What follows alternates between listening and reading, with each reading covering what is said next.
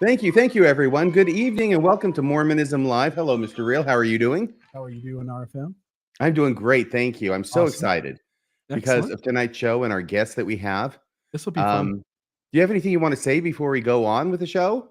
No, other than I thought you were going to point out my pajama tops before we I was going to say something about how, the last time I wore a pair of pajamas like those, I was 8 years old. Yeah, they got the matching bottoms.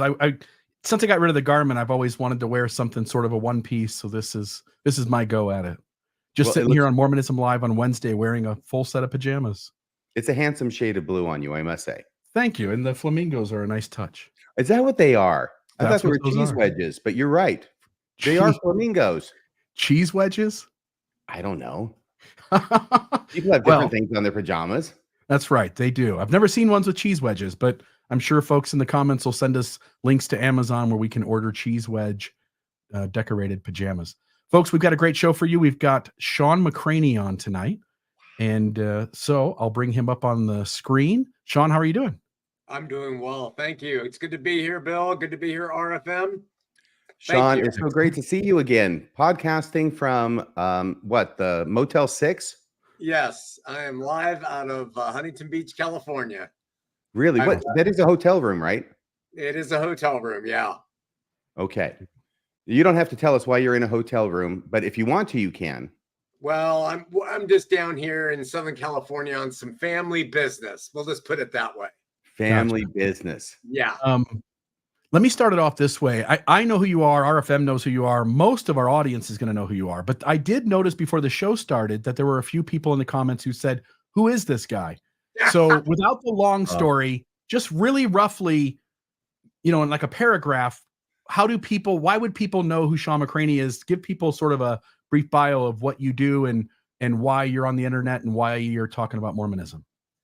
I think the only reason anybody would know me is from having a television show from 2006 to 2013 where we hosted live calls and we contrasted Mormonism with biblical Christianity out of Salt Lake City. It was a full power station. And then that went to YouTube. And that would be really the only reason anybody in your audience might know me.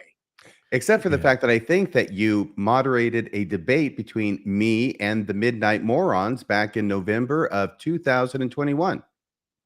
That's true. I did have that luxury, and that was a great time. It was a wonderful time. Bulletproof vest and all. Yeah. Yeah. Yeah. I understand they're still walking funny after that. So by the way, anybody exploring Mormonism, I think, knows who you are. I think you can't help dive into all of this without running into the Heart of the Matter program that you do. And you do a program currently too, right? A live show every Tuesday on your YouTube channel. Yeah, we just started that back up 3 weeks ago. Yeah. And the third episode was released last night. I watched the first one and the second one. And the first part of the third one, I didn't get all the way through it. That was the one that was released just last night. Yeah. And I just find it absolutely fascinating. You're an engaging, charismatic speaker. And we even have a clip. We have a clip from, I think, the first episode. Do we have that ready to play? I don't know anything about that, RFM. Oh, it's the one I sent you.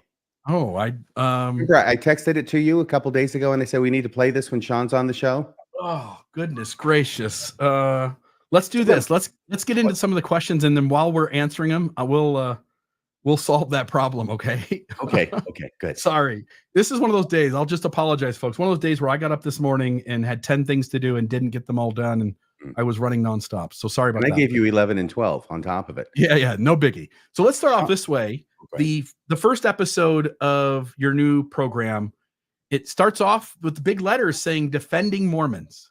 Yeah. And the way I know you is that all of your time on the radio and on YouTube has been to tell people Mormonism is false, to criticize it up and down, and to you've always said you love the Mormons, but that the church is anything but the true living church of Jesus Christ upon the earth. And then you come out with this video and you're like, hey, whoa, hey, things have changed. I've repented. And it seems as though your new stance is that you're going to be less critical of the church because you don't want to see people leave it, because most of the people who leave Mormonism end up as atheists. and you see people staying in the church, as unhealthy as it is, as having more value than them going. And I wanted to give you a little bit of time to sort of present that view, why you think that, and then see if we've got maybe some questions to kind of push back on that and see what your thoughts are. Yeah. Well, Bill, this didn't come about suddenly. It came about after 11 years of really digging into a book I put a lot of faith and trust in. I don't think it's perfect, and that's the Bible. And I was able to see from a contextual perspective what it's really saying. You'll notice that on the billboards and on the show, I said defending Mormons. A, they don't call themselves Mormons anymore. B, I'm not saying defending Mormonism. I'm defending the people I've always defended.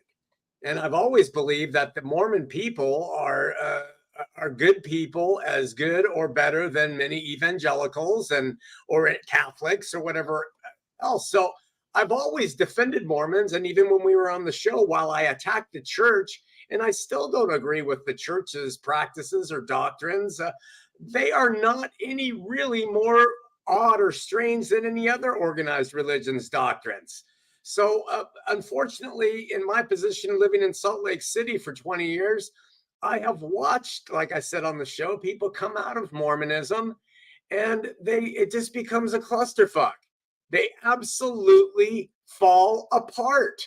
So I started thinking about it, and that doesn't always necessarily happen in Protestantism. People become disaffected from their local congregation, they move to another one. But when people leave Mormonism, they jump from following Heavenly Father and Jesus Christ to, drinking.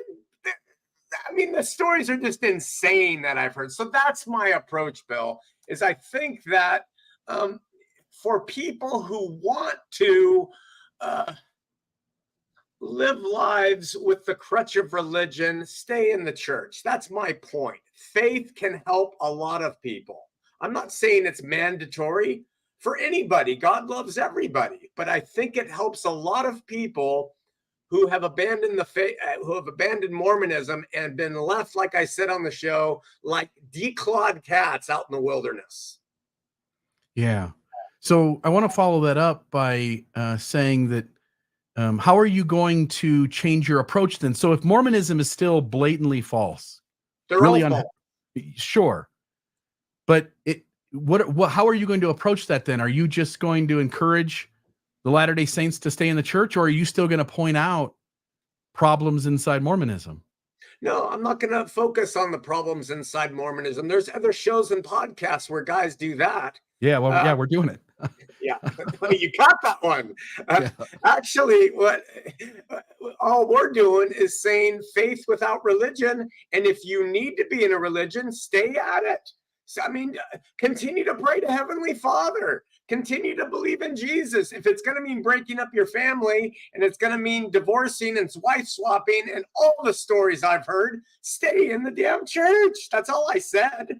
Well, you know what James says in his epistle: faith without religion is dead. Did you miss that? Very good. Thank you. Thank you. Yeah. Very much. By the way, Bill, I heard John, I don't know if you listened to his second episode as well. There's this wonderful part. This isn't the part that you have queued up, but there was this wonderful part where somebody called in and Shawn gave a very passionate defense of Joseph Smith's polygamy. You remember that? No, I don't remember anything. What did I say? Well, you said I don't want to speak for you because you were talking about yourself, and you're talking about how all pastors, there's this religious aspect that people think their pastors need to be perfect. They need to speak in a certain sing-song type of voice, where I heard you talking about Mormonism there especially. But they expect perfection and then they don't get it. And that the leaders then pretend to be perfect, even though they're not perfect, because nobody's perfect. And instead, you want people to be out there, just be who they are, admit who they are, admit the sinners that they are, and not have the message that they have to teach being coupled with their image of perfection. Right. Yeah, and somebody brought up Joseph Smith. You remember? Is this bringing it back to you? Okay, go ahead. Can you tell us what you said about Joseph Smith and his polygamy? Well, I mean, all I said was Joseph Smith, he liked chicks, he liked girls or whatever. Someone said he was a pedophile. I don't know if that's viable, but, he liked women. Okay, there's his flaw. I just wish we would say, okay, he liked women. What do you want? How many religious leaders love women? All of them. Or love men? All of them. And so let's just get rid of that veneer and let's start saying religious leaders are humans that have sin, and let's stop playing the game of religion where they have authority and they have insight to God and access to the Spirit that the congregates don't. Yeah, I don't want to substantiate. I don't want to give substance to the polygamy deniers. So we're just going to ignore them for a moment. Let's just agree that Joseph Smith is manipulating, grooming, and having intimacy with 14, 15, 16, 17-year-old girls.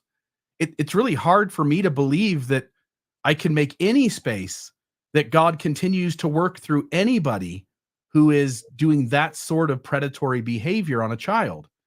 And part of what you seem to be saying, and not that that's a clear message of yours, but it's sort of connected, which is let's just let Joseph Smith continue to be an operative of the gospel in the midst of being imperfect. And I have a really hard time with that. I don't know that I can sit still while we let somebody claim they've got any connection to God in a message given to me while they're doing that behind the scenes. Well, I agree with you, Bill, but the problem is we don't live in that day and time. They definitely married and engaged with girls at a younger age then, and almost all people did.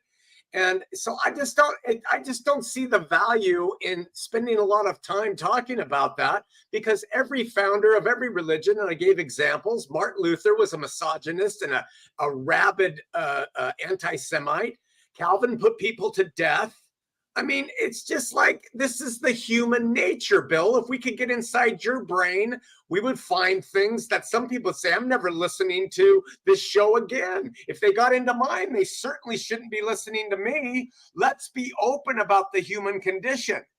What you seem to be saying is we need to have religious leaders who should be able to be held up. And that's just not ever going to be the case.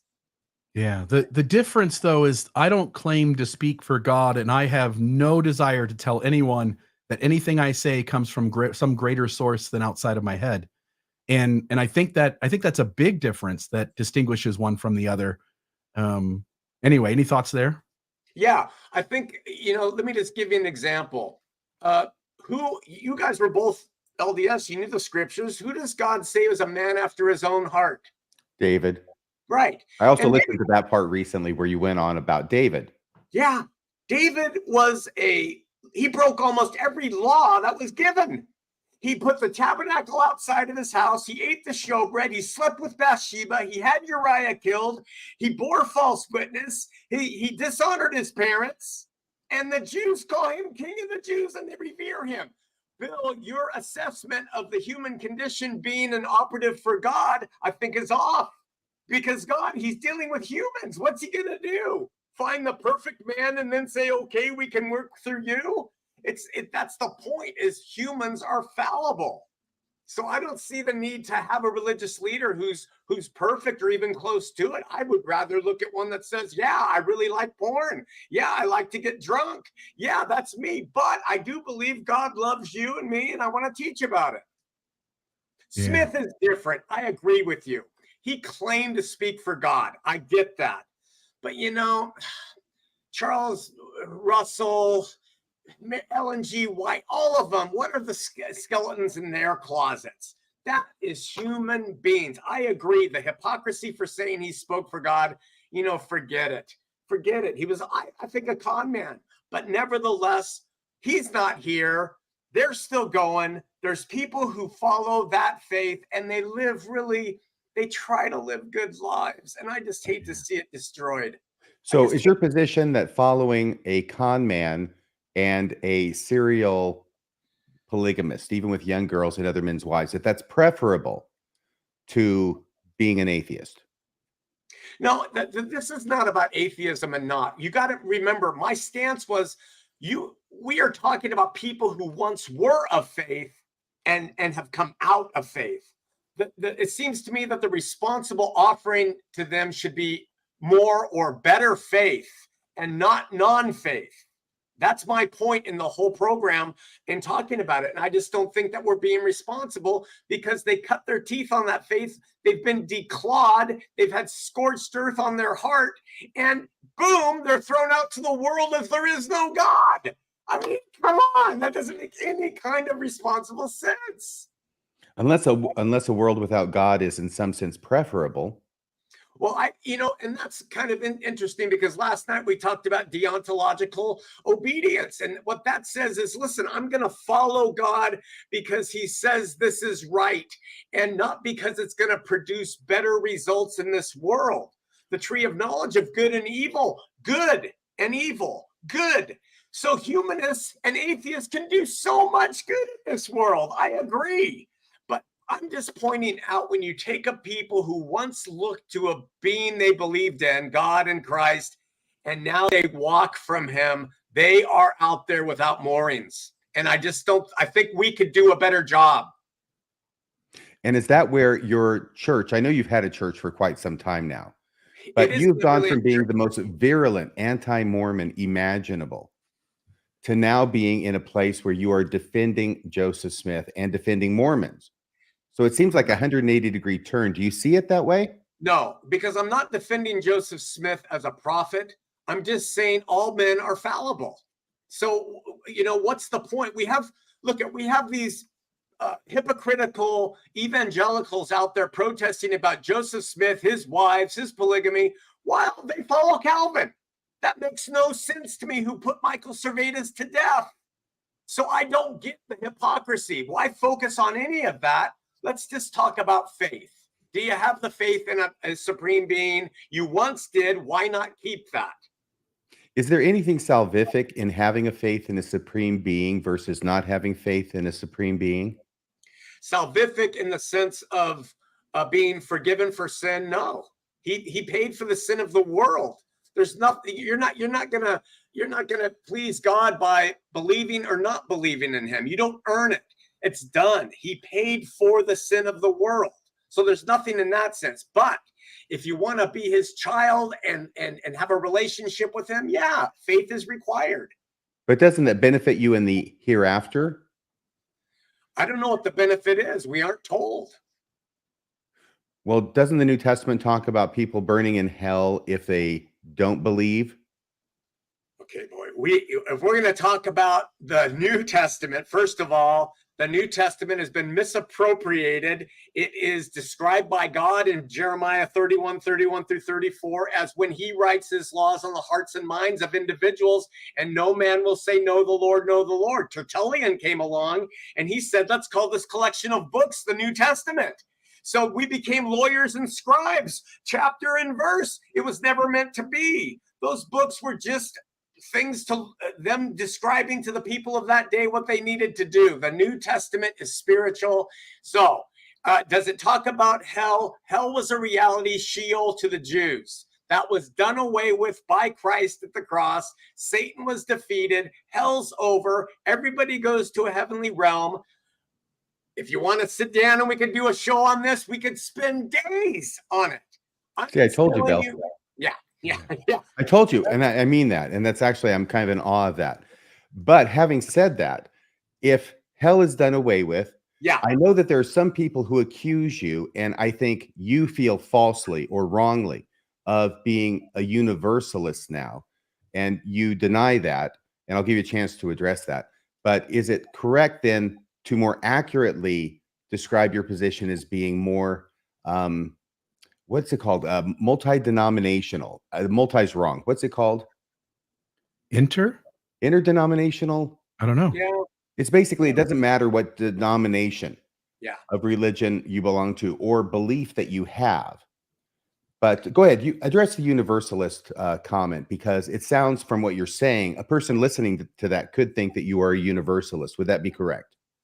Yeah, people make that mistake all the time. They don't understand how John describes the kingdom above in Revelation 21 and 22.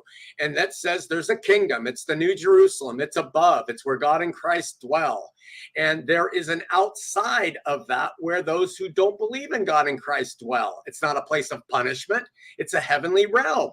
And so, that's not universalism that I'm speaking of, because the only way to enter into the kingdom is by faith. So, and that faith ultimately will be, everybody will realize that it is through Christ, who did it for the world without condition, without your faith. He did it for everybody, and the victory has been had. And so that is not universalism, because universalism says all roads lead to, not at all. Only one road, but people who don't know the name and don't know the doctrines and the teachings, who are Hindus and Buddhists and Muslims, who walk by what they have, they enter in there because they have faith, and they will see that it was Christ who made it possible. So even in heaven, where there are apparently, what you're describing sounds like different degrees of glory. It isn't that, but it's a nice, tempting thing to use on me because I was formerly LDS. It's not. Maybe it's just the court of the Gentiles. I don't know. Yeah. In 1 Corinthians 15, Paul describes what it's like. The reward for this life is given by virtue of the resurrected body you're given. I don't think either of you have ever heard biblical Christianity taught. Well, it sounds like Mormonism, what you just said.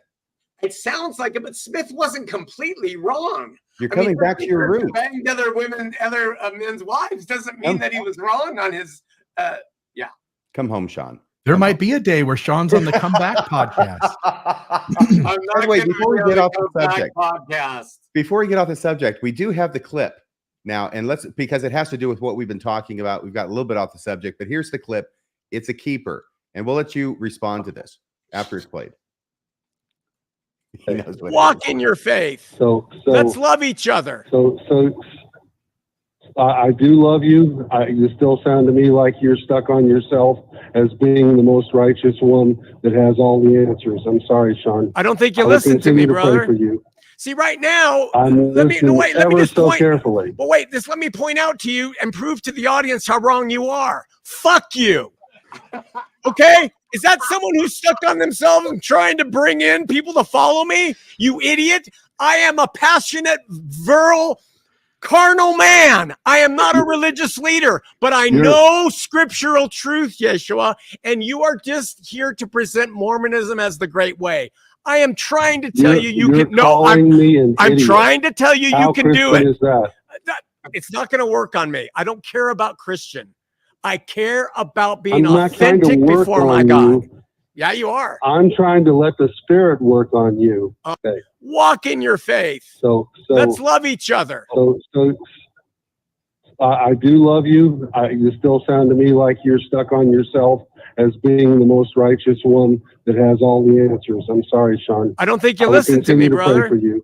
See, right now, let me just point carefully. Well, wait, just let me point out to you. Listen to a continual loop of this. How wrong you are. Fuck you. Do it again. Yeah. Okay? Is that someone who's stuck on themselves and trying to bring in people to follow? Is that the whole thing again? Was that replaying? Yeah, it's the exact same thing. It's a loop because I gave you the clip. Okay. And it got to the end, but it was worth it. Yeah. Yeah. Look at man, religion is a game, it's a business, it's a lie. It's done. It's over. All of it. Yeah. So I purposely diminish my reputation among religious people by telling them to fuck off. Because you won't see religious people do that. They want to be revered as being close to God. It's bull. There is one spirit, and we are not in control of it. Men are failures, and I just want to keep showing that when people start that. And besides, we have a long backstory with that guy that I didn't even want to bring up on that show. Yeah. That's not his first rodeo with you. It is not his first rodeo, and he knew what he was doing. And you don't like his name either. I hate his name. He called himself Trey Yeshua. I want to go into the direction of, you just said all religion is BS, basically. I want to play on that, but I want to ask another question first, because if I do it in the reverse order, it'll hurt this question. So You argue that people are better off staying in Mormonism than being out of it and faithless. And I've been working in this community over a decade, 12 years. I've spoken at this point thousands of emails, probably at least 1,000 people in some form, voice to voice. What I get back is that people who are all in on Mormonism, I'm not talking, I told you just before the show started, I'm not talking about the person who joins the church and 2 weeks later decides this isn't interesting and they go and stay away. They truly are the lazy learners, right? I'm talking about the folks who busted their rear end to be the best Mormons they could be. They discovered it wasn't true. As they're deconstructing, they come to the realization of how unhealthy Mormonism is. And if we could sit here, you talk about sitting here for hours, we could sit here for hours and talk about the marginalization, trauma, harm, messing up healthy boundaries in favor of unhealthy boundaries. It does so much damage. And the people who leave report being happier. I've done surveys down here in southern Utah where folks who were dedicated Mormons on the front end report in like the 96th percentile, 96% of them say, I am as happy or happier outside of the faith. I feel more peace. I feel better about my life. I feel like I have some ability to kind of direct my life and that they just feel healthier for doing that. Now I hear you. You talk about, from your perspective, open marriages and all the other sins you named, right? But people generally seem to be doing better outside of it. That's their own self-reported conclusion. Why not honor them and go, I wouldn't ask anybody to stay in Mormonism. Even if you're going to be an atheist, I wouldn't ask anybody to stay in Mormonism and endure more trauma and harm. There's enough of that in the world. Why not go and make the best life for yourself? And if you report being happier, why not trust their story about themselves? Yeah, I do. And I have no problem with someone who can stand on their own 2 feet, find the atheist peace as they walk from Mormonism and released from the burden of religion, fine. But Bill, you have to remember that I couched my phraseology on that show as saying, if walking from Mormonism means walking from faith, if that's what it means, and being in it lends to faith, stay. I believe faith in God, not in Joseph Smith or their prophets or all their messed up stuff. I believe faith in God, in any person, in any God, is a better stance for people, for most people, than not. But I've met a very balanced atheists, and they have good lives, and they probably live better lives than I do. I'm not against that. I just want to warn those people who are coming out. If you have to abandon ship of all your family and everything else, I'm talking about the people whose lives are ruined by it, because they are there too. If you want to focus on people coming out and having it, I'm happier and I'm free and I'm really okay. And I'm staying married and I'm faithful to my spouse and my kids, fine. I don't care. But man, there are just too many stories of very ugly, ugly stuff. And that's Mormonism's fault. I know that. They have caused that. They declawed them. And they didn't equip them to manage their life in the world. That's Mormonism's fault. But nevertheless, you know as well as I do that there's families in there and they're doing okay with their faith and they aren't being abused by the ecclesiastic stuff, and it's just life for them and they have an okay life. And if it means walking from that to divorce and ruining their children, I just can't agree with that. I don't think it's good. I don't think those people are ever waking up to it not being true anyway. I think you have to sort of parse it out. The people who are, it's good for them, it's working, they don't feel any harm, they show up every Sunday, they have faith, it seems great. They're never gonna figure out that it isn't true until Mormonism shows up and does something different to them. I think the other group of people that are leaving are the ones who go, man, I tried to make this work, but at every turn, something about this doesn't feel right. Something about this isn't good for me. Something about this is untrue and it's causing me harm, and I'm going to step away. And I think those people need to be treated as a separate group from the folks who are in there and everything just seems to be hunky-dory. Yeah. Well, I see your point. I do. I see validity to your side of the argument. Yeah. I'd like to talk to you just about faith in general, as to why faith is so inferior to a life of faithlessness. Can I ask you a question, though, before you get to that? Yeah. Would your position extend to thinking that it is a bad thing for people like Bill and people like me to point out problems with Mormonism? Not Mormonism, no. I don't Well, think there's aren't those the same problems that being broadcast might cause people to leave the church and then be put in this position that you're decrying? Yeah, and I just think that you guys might consider offering them a faith alternative that is reasonable and sound, rather than what is being offered to them currently. By which you mean your church? Well, you can offer anyone teaching faith and love. It's okay. You can take that shot. It's fine. But bottom line, our church does not put people in bondage. We don't. We let them believe what they want, have any lifestyle they want. We let them. We don't ever put tithes on them. There's no commandments they have to follow. So these are my people too. And if I'm trying to offer them something that's a good thing to fall back on, that is faith-based, we do it better than anybody, because we know what they've been through and we're not going to prey upon them. Versus sending them out to the other churches. I've seen what they do to them. So I do say, yeah, come to ours, at least remotely, tune in. What do other churches do to them, Shawn? They put them in bondage to God. They say, God wants you to pay tithing. You must obey. You must get over your sin. Sin's over with. Sin was paid for. They want you to come to church. They want you to volunteer. They want you to sign statements that you'll do this and that. That's bondage. Anytime someone steps into a religious building and the pastor puts them in any sort of bondage where Christ came to set them free, I'm against it. People should be free to believe how they want. And we have atheists who come to my church too. Yeah, you're asking, you said, hey, like, if you're going to leave Mormonism, find some other faith. But you also, in almost the same breath, said every religion is BS. They are. But Bill, look it's not a simple thing. People want to be told what to believe. They want fellowship. They find strength in community. I can't get around that. I'm independent, maybe like you guys are. I'll never step in a church.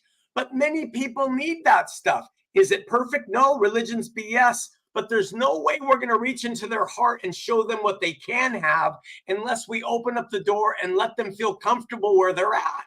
And then you start to show them what it's really all about. Yeah.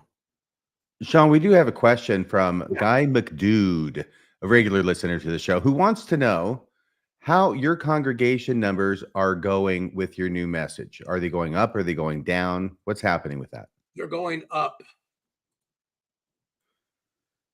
Our congregation is mostly online.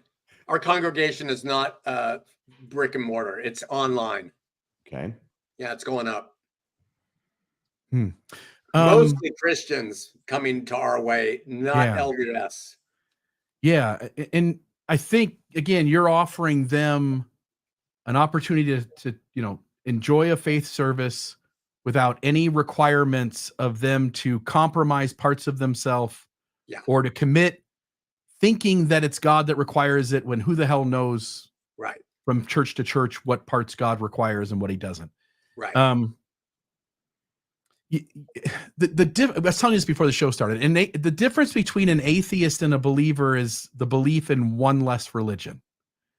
And I was asking you before the show if you believed in like evolution and science and, Cro-Magnon man and Neanderthals and Denisovans and Homo erectus.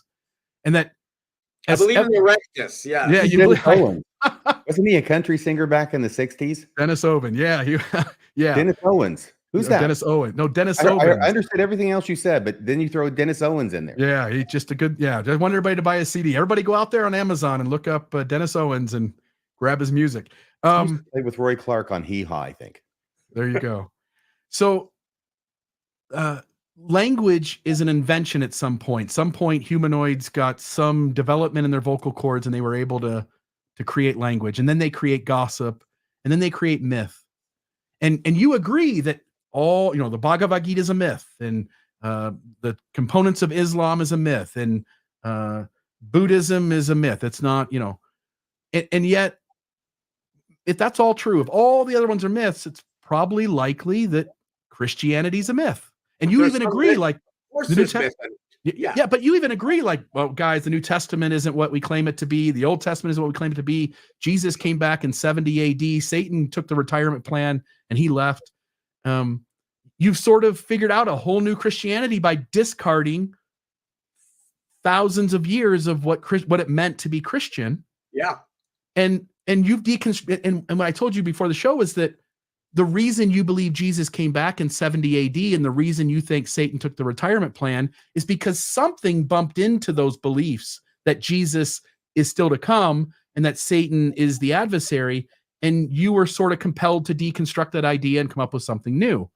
Yeah. Why not just keep deconstructing and arrive at the same place that I've arrived at, or, and I think to some extent RFM, and deconstruct it all the way down to go, you know what? It's just all myth. It's all made up. Yeah. It's all made to control people. And I always tell people this. I'll ask one more thing, and then I'll give you a chance to speak to that. Jesus in the New Testament, who he actually criticizes, everyone else he seems to love to death. The people he criticizes are the leaders of his church. Right. And it's those same type of people who then took Jesus, repurposed the message, and now the leaders of the church are the good guys, and Jesus is now their tool to manipulate people, when really what he was doing was saying, those are the guys you shouldn't trust. Yeah. Why not just keep deconstructing and just take it all apart? Well, how do you know I haven't? Speak to that. Have you? Is it all gone? Yeah. It's all myth. Oh, no, but I've deconstructed it prior. While I was LDS, I deconstructed all of it down to nothing. I was a nihilist. Yeah. And so I'm sorry, you can discount my own personal story, but bottom line, I was blind and I searched and I became a nihilist and I deconstructed everything, and there was no God, or she was really something else or whatever, Bill. But ultimately I had an experience that was metaphysical that I can't expect you to embrace. And that metaphysical experience changed my life. And like the blind man, now I see. And the Bible itself says you can't understand it scholastically. It is known by on a spiritual basis. So I can deconstruct, but how we've come to all of these conclusions, Bill, was by diligently deconstructing that Bible in language and in context and in authorship. And we can see that the stuff that we are promoting has been hidden because tradition hates it.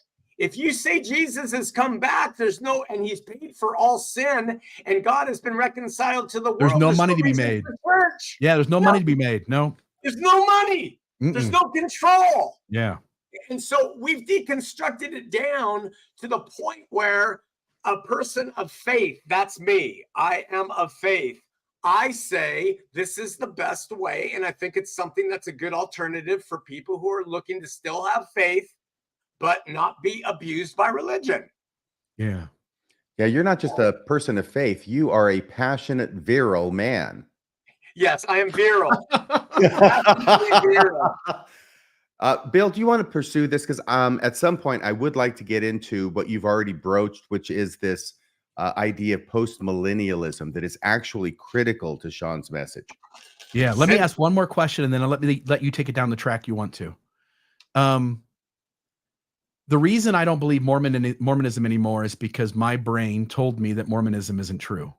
And every person who makes a decision, you decided that Jesus was no longer yet to come, but had come already, because your brain told you that the belief that he was still to come wasn't true. Everyone who leaves organized religion and becomes an atheist did so because their brain told them to do that. How can anyone fight against, if they're critical thinkers and they're using rational thinking? Again, I know some people did. You deconstructed and then you came back to something. But I've explored all of this stuff. I mean, I really have spent 10,000 hours studying world religions and taking Buddhism seriously and reading the Bhagavad Gita. And my brain tells me it's all made up. and that I make better decisions when I don't believe that someone else is in charge of my decisions. And how can we talk people out of just doing what their brain tells them to do? It seems sort of strange. Like, hey, your brain told you Mormonism isn't true, but somehow you have to reconfigure that and figure out how you make your brain tell you to stay. I just don't know how that happens. I don't either, Bill. I mean, you have the right to let your brain guide you to where you feel most comfortable. And my message back to a person who says that is God loves you and he took care of all the impasses between you and him, whether you believe in him or not. I mean, I think you walk by as much faith as I do, Bill. You walk by the same, you walk by evidences that you say don't support a God, and I see evidences that I say do. None of them is proof. I mean, it's all subjective. Yeah. Your brain, my brain, everybody's brain. That's why we're all responsible.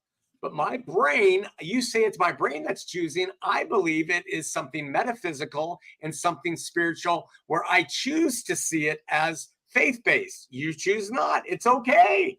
I don't judge you for it. Yeah, no, I appreciate that. Because people do arrive at different decisions. People, yes, there isn't a right answer because people disagree about what the right answer is for them. Of course. Yeah. Of course. And I believe that God gives us, who he made in his image, the liberty to do that. Yeah. So there's no punishment for that. Yeah. Okay, RFM, go ahead, my friend. Just a top spot. Just to make sure that I'm clear on this, is the metaphysical experience that you referred to earlier, is that the time when you were in the car and pulled over to the side of the road when you were listening to Charles Stanley on the radio? Yeah, exactly. Okay. I just want to make sure I was clear on that. Yeah. Okay. So Shawn McCraney is not only into post-millennialism, but it is a fundamental part, I believe, of his very limited belief system. I mean, it's faith in, doesn't even have to be in Jesus, faith in God, faith in something. I mean, even a Buddhist, I think you had said, qualifies for this kind of faith that you think is, if I can say, salvific, that it has an effect in helping you out with God in the next world, maybe moving you closer to him at the table, something like that. But this, first off, Mormonism is completely pre-millennial, and it's going to be pre-millennial for, thousands of years. Yeah. But what that means is that we believe the millennium has not started yet. Okay. You are so post-millennial. In other words, you think the millennium already has started, but you're so post-millennial that you think it's already started and ended. In fact, you believe, I'm sorry, I sound like I'm mocking here. In fact, as I understand it, you believe that the millennium started in 70 AD or CE, as we call it now, but 70 years after, Jesus was born is what we say, but 70 AD. Is that correct? Not completely. Millennium, 1,000 years has been taken literally by the futurists of religion, but millennium to a Jew, 1,000 years, all it meant to them was the entire amount of time. It did not mean 1,000 years. So a Jew would say, like in the Old Testament, God is the God of 1,000 cattle on 1,000 hills. It means he's the God of all cattle on all hills, but they use 1,000 to represent the whole amount. So millennium, used only once in the Greek translation of Revelation, it doesn't mean 1,000 literal years. It means the whole amount of time. I don't know how long that was, but I think it took place somewhere before 70 AD. I'm so sorry, Shawn, but if it's the whole amount of time, how can it have a beginning or an end? It's the whole amount of time for that space to happen, for those things to happen, for that peace to reign. And so it could have been a year, it could have been 50 years, but it didn't mean 1,000. It just meant millennium is the amount of time necessary for what is described to happen for it to happen. Okay, so I understand that part, but I do understand, correct me if I'm wrong, that whatever the amount of time a millennium is, that it began in 70 AD. Is that right? No, it began before 70 AD. He returned in 70 AD and took his bride. I'll just get to the basics. I think that after Stephen was stoned, that's when the millennium came. That's when there was a period of peace. that the Judaizers were all afraid because they illegally stoned Stephen, and it allowed the gospel to go out in peace without Satan roaring as a lion yet. I think that was the period of time that you could call the millennium. So was that before they started having the Christians eaten by lions in the Colosseum? Way before. Okay, so between Acts 7 and the Yeah. first Christian eaten by lions in the Colosseum was the millennium? Somewhere in there. Yeah. Okay. Now, let's talk about Jesus coming in 70 AD. Yeah, You do believe that, right? absolutely. And I noticed because you had, it's not a mission statement, but it's the fundamental belief that you have that went up in writing at the beginning of your episode. And I noticed it talks about faith in Jesus Christ, which is expected. What was unexpected to me was that the second coming was in 70 AD. Yeah. But you go on later in your podcast to explain why that's important to you. And I want to give you a chance to do that. I do Okay. want to ask you this, though. And I mentioned this when we were on the phone the other day, when Yeah. I said the New Testament, and especially the Gospels, put a lot of emphasis on having witnesses of the resurrection of Jesus. But I don't see any emphasis or any witnesses in the New Testament about Jesus coming again in 70 AD. Yeah. Your response to that? Was because Jesus said, I will come like a thief in the night. Hebrews says that only those who are looking for him would see him. I don't believe that his return was this a thing where everybody would view it and then everybody in the world would know, as you know, our LDS friends say, televised or whatever. I think he came and he took his bride, who were changed in the twinkling of an eye. They were worthy, and he took that little church that the gates of hell did not prevail against, as he promised he would, and he took her to the New Jerusalem above, and that is when he had wine with his bride. That was it. Now we are all children of that bride by faith. So, two questions. Was Jesus's bride a teenager, and was she married to another man when he took her? She was consisted of very devout Jews and some Gentiles who went through hell by the Gnostics and the Judaizers and the Romans, and they were tortured. And Jesus comes to them in Revelation 2 and 3, and he says, hey, you guys hang on, I'm coming. Paul, he's coming quickly, quickly, quickly. Peter said, hey, the end of all things is at hand. Takos in the Greek, meaning it's now, the end of all things. Did the whole world end then? No. It was that economy, and he came in, he took her and rescued her from the destruction that 1.1 million Jews died in Jerusalem when it was destroyed. But Jesus took all of his believers in some kind of translation event. I mean, this is the Mormon lingo, right? A rapture type event, what Paul talks about in 1 Thessalonians, being caught up to meet Jesus when he comes again. All that you believe happened in 70 AD. Is that correct? Yes. Now, not coincidentally, I believe there was also something else that happened in 70 AD, and it involved the temple and the destruction of it under Titus. So what is the connection between those two events? Jesus coming back, taking the believers, either if they're alive, translating them up, if they're dead, catching them up from the grave, and the destruction of the temple. Jesus is walking with his apostles in Matthew 23, and he's been in a bad mood. He's been ripping on the religious leaders hardcore. And one of them says, why, look at the splendor of the temple. And he says, I'm telling you, not one stone will be left upon another. He goes to the Mount of Olives, and he's sitting there, and Peter, James, John, and Andrew come to him, and they ask him three questions. Tell us, when will these things be? What will be the sign of the coming? And when will be the end of this world? The King James translated that term world from aeon, which means age, not world. And they said, when will be? And so he goes through in Matthew 24 and he describes all of those things that he predicted. And all of those things, according to our secular historians, not religious historians, are confirmed in their secular writings as having happened in the 70 AD destruction of Titus upon Jerusalem. Okay, so and hopefully lots of people have questions when they call, because I only know the questions that come to my mind. One of which is, you believe that all this is described and foretold before 70 AD in the book of Revelation, correct? No, what I think is foretold is in Jesus' Mount of Olives speech in Matthew 24 and 25. Revelation describes what it's going to look like when the whole thing comes down. And that is literally the description in Hebrew language of what it would look like when he returned. There would be this happening and that happening. And if you read that book, we spent 2 years studying it. We have 22 volumes set depicting all the events. It clearly shows it happened then. Okay, so that would mean then that the book of Revelation was written before 70 AD, correct? Absolutely.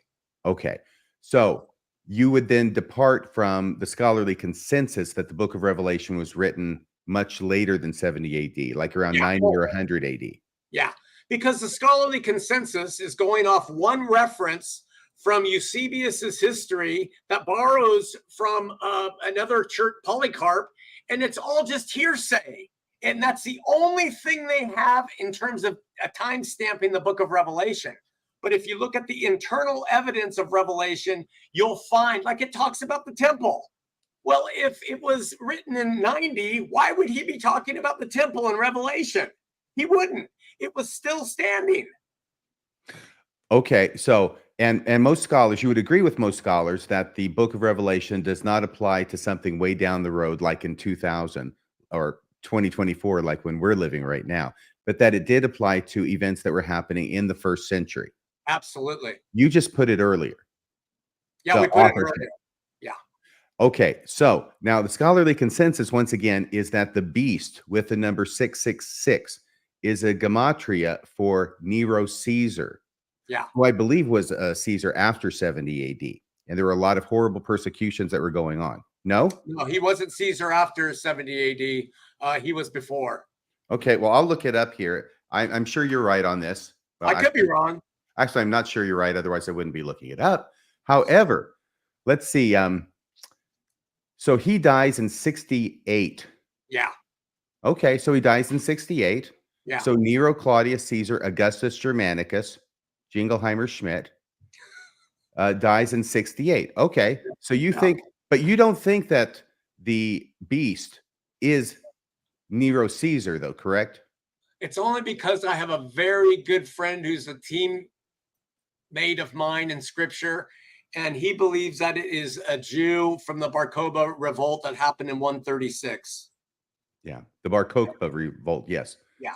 The third Jewish revolt, which ended up getting them really demolished by the Romans. Right, and that's when they were obliterated. Absolutely. There is no more Israel. There's none. Yeah. Right. Can I just say, RFM, I really appreciate you. You have a lot of scholarship inside that head of yours. So I was wrong about Nero Caesar, and that's all I'm fixating on right now. Yeah. Yeah, that was impressive.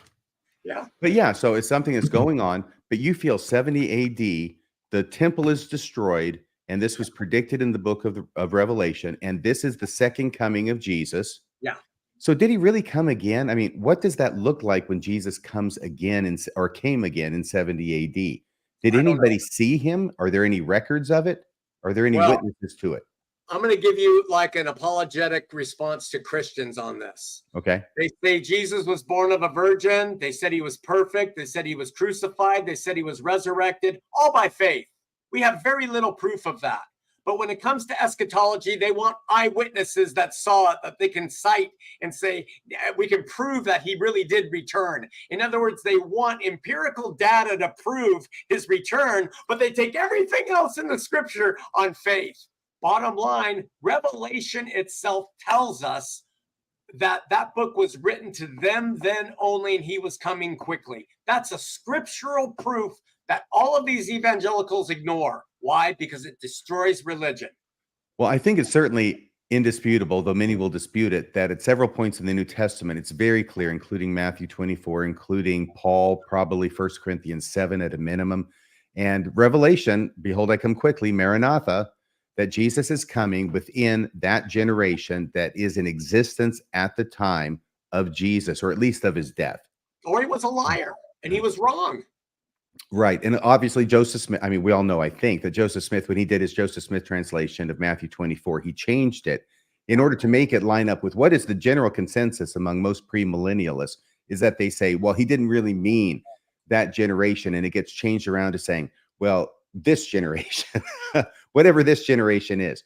Jesus is going to come in this generation. But 40-year period. so your view resolves that problem. Yeah. Do you see it as creating any other kind of a problem? No.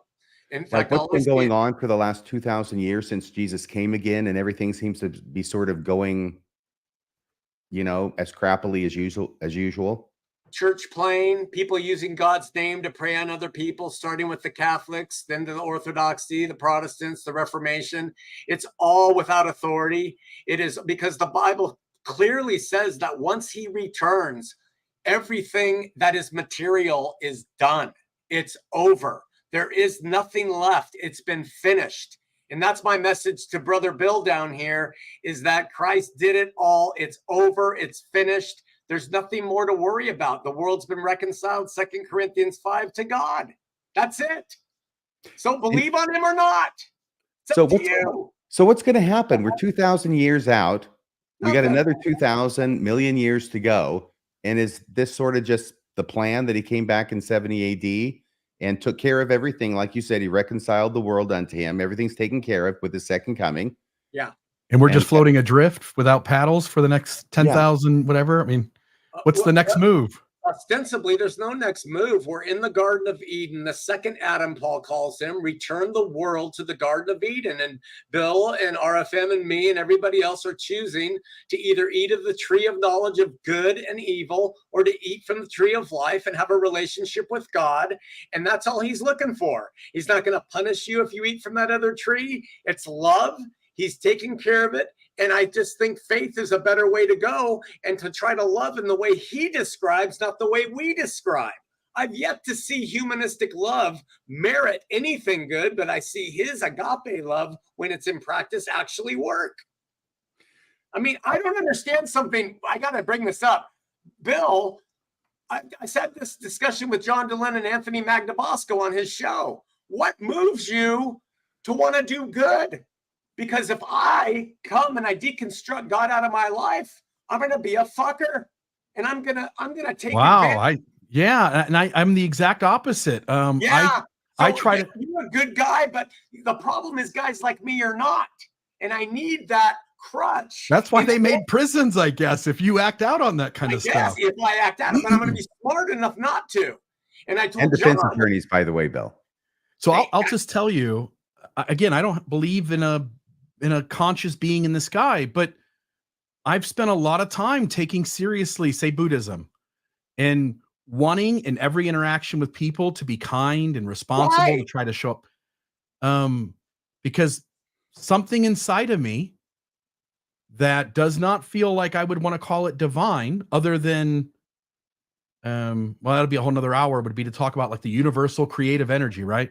But something inside of me says, it's my job to play my part in making the world around me a better place. Why? And so I don't need a reason. I don't think anything means anything. So this is the meaning I've made. This is the meaning I make of the world.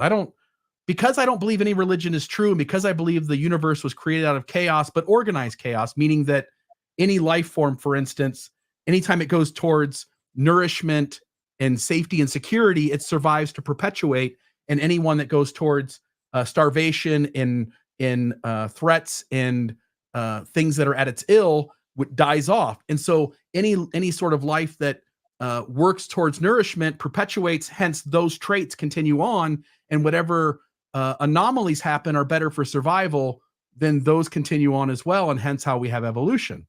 And I believe might makes right. And I believe in the Ubermensch. And that anybody who gets in my way just needs to die if they don't do what I want them to do. And I seriously am wired that way, Bill. Yeah, so I know. I know. So here's the thing. And I'm wired that way, but I've overcome that greatly because of the faith I embrace. But I don't understand. I can't relate to someone who says, I just think I want to live a good life and be good and kind and nice and everything, because I just think that's what my internal soul says. Fine. My internal soul says no. Who judges between us? Is your way better than mine? Can I interpose a question here? Yeah. You're talking about your faith making you a better person. Yeah. and not doing all the bad things that you would otherwise do except for your faith, correct? Right. Does that make any difference under your scheme? And by scheme, I just mean your model of salvation that you've outlined. Because doesn't God love you, and won't he save you regardless of what you do based upon his love for you and your faith in his son? Yeah, you make a very critical point here, and that is the scripture is clear. There's a very big difference between saying, "Hey, Jesus, save me," and then following him. Those two things go hand in hand with each other in scripture. It's the parable of the sower. Some seeds were sown on this ground, this ground, this ground, and this ground. It's only in maturing in the faith that you start to produce that fruit of love that is meritorious in your life. And without that maturity, you remain a babe in Christ. Look, God loves us all, but he gives everybody the right to have a relationship with him or not. I want that relationship because it helps me. And I've used it as a crutch. And that's kind of the audience I'm speaking to when I read about these guys who are holy Melchizedek priesthood holders, praying to God, doing family home evening, leaving the church and going out and getting divorced. They're like me. They're not like Bill. So I think there's a responsibility we should have for people who are like me. Yeah. So if somebody has a unhealthy disposition to cause harm in the world, then maybe religion is better for them. And Right. for those of us that are able to show up having, at least to some degree, tackled their shadows, worked on the unhealthy parts of them, and are able to show up being very present and grounded and treat people as God would have us, people treat ourselves, for instance, the golden rule, then maybe those folks don't need religion. Maybe not. Yeah. Yeah, maybe not at all.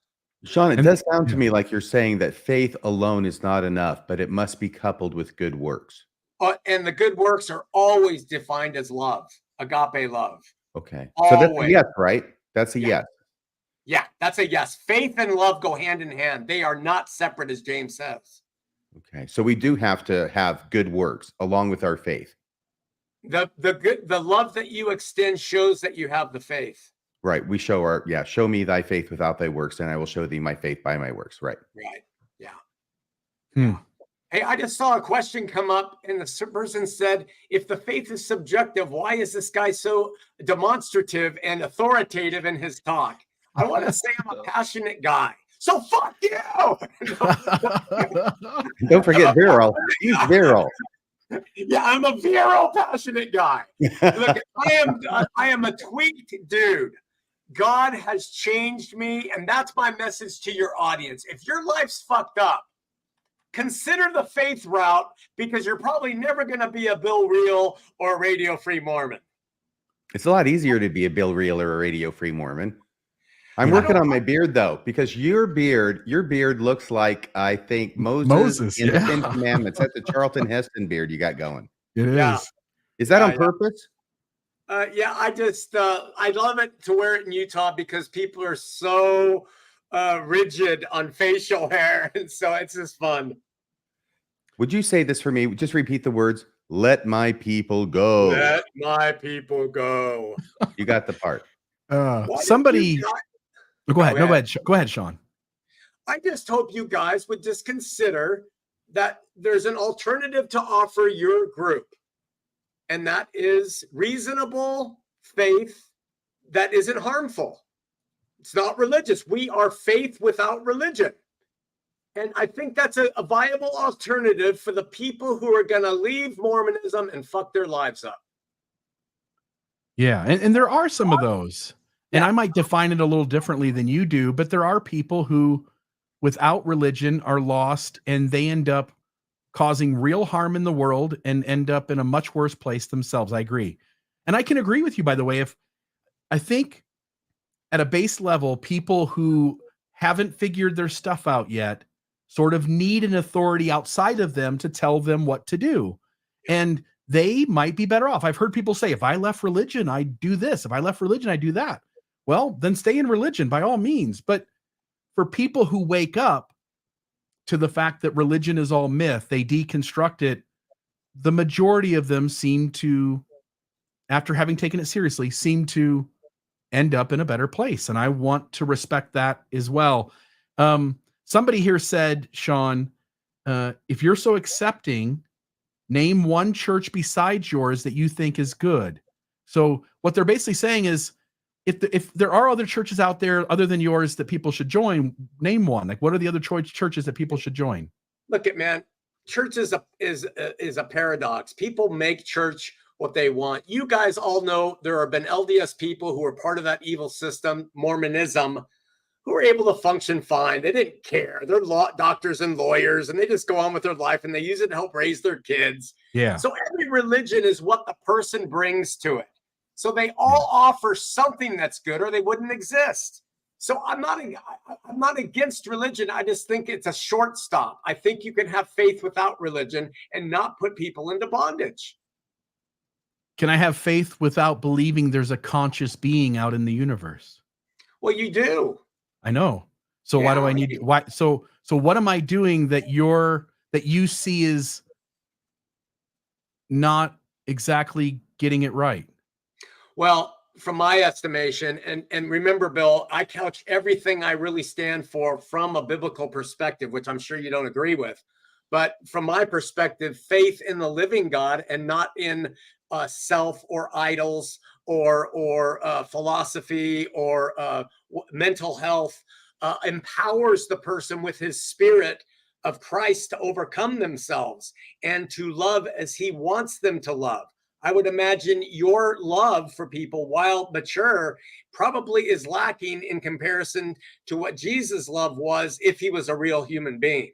That's the point, is you and I cannot through our flesh love as he wants us to, but by and through his spirit we can. And that's the thing I'm really hanging on here. Yeah. I don't know. I've never seen Bill Reel curse a fig tree just because it didn't have any fruit for him to eat. That Jesus, he was kind of a badass. You know, maybe Bill is our new Messiah of this age. No, the guru's inside of you. No, but Bar Kokhba was considered to be a Messiah by the Jews until that ended by the Romans. By the way, follow-up question now. Yeah. Shawn, do you believe the Bible to be inerrant? No. Oh, hell no. So on what basis do you structure your belief system on it? Look, it's Hebrews 11:6, God says it's impossible to please him, but by faith, and those who please him diligently seek for him. So we diligently seek. That doesn't mean a passive reading of the scripture in English. It means trying to figure out what all the words mean. And when you start doing that, you start to see how the thing is full of error. I believe in the scripture in terms of its principles. I don't believe it epistemis verba, word for word. I don't believe that at all. And it's not, because there's plenty of mistakes. It's not something that's supposed to be perfect. It's never supposed to be. It's not even the word of God. His son was. So it's writing on paper that we look to for principles. You know what my follow-up question is going to be, don't you? Please. So what about that sentiment in Hebrews that you're relying on right there? Could that be an error? And again, the book is known by the Spirit, not by intellect and not by wisdom. You cannot understand the contents of the book with a natural mind. It says it, and I believe that because I've experienced it. So I can only speak from my subjective experience. I can't speak to yours or Bill's or anybody in your audience. I'm just saying, in my subjective experience, this is what I've discovered. Okay, and I know that you know a lot about the Bible and about the history of the Bible. Does it make any difference or factor any way into your belief system that Hebrews barely made it into the New Testament? It was not on some of the original lists of books that should be considered authoritative, as well as the book of Revelation. They both have that, and some other books as well. But it seems like you're focusing a lot on the book of Revelation and the book of Hebrews, at least those are two that you've mentioned.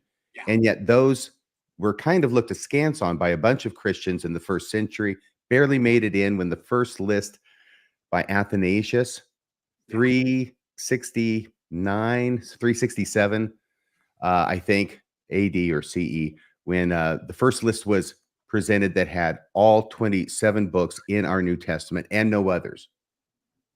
Well, let me just best that by telling you that the early Christian church from the time of the apostles till 280 didn't have any cohesive Bible. So what guided them? The Spirit.